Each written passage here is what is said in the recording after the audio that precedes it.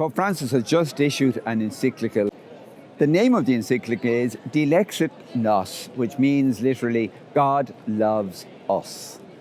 He is issuing it just as we're finishing our synod, which is talking a lot about structures in the church.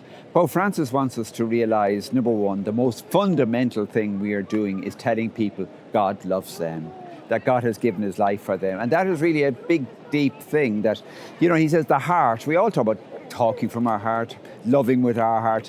The heart is something very deep in us. And Pope Francis wants us to recognize when we're talking about doing changes in the church, whatever, we're not just talking about doing a few structural changes. We're talking about our heart rediscovering where it lies in God, in the love that Jesus has for each one of us. And now maybe we've got so used to hearing it, we kind of forget it.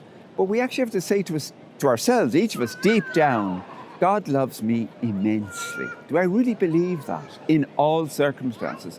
And I think that's the invitation the Pope gives us with the encyclical. He reviews how much people have loved the heart of Jesus throughout history. He gives us examples. But he says to us, in the face of wars and the face of the troubles that are around, let's turn again, lift up our hearts and let the heart of Jesus. Many of us in Ireland would know we had pictures for years of the Sacred Heart in kitchens. Certainly those of a certain age will remember that. That image isn't just a bit of kitsch, it is actually something which is trying to say something very, very important. God is close, God is tender, God is full of mercy.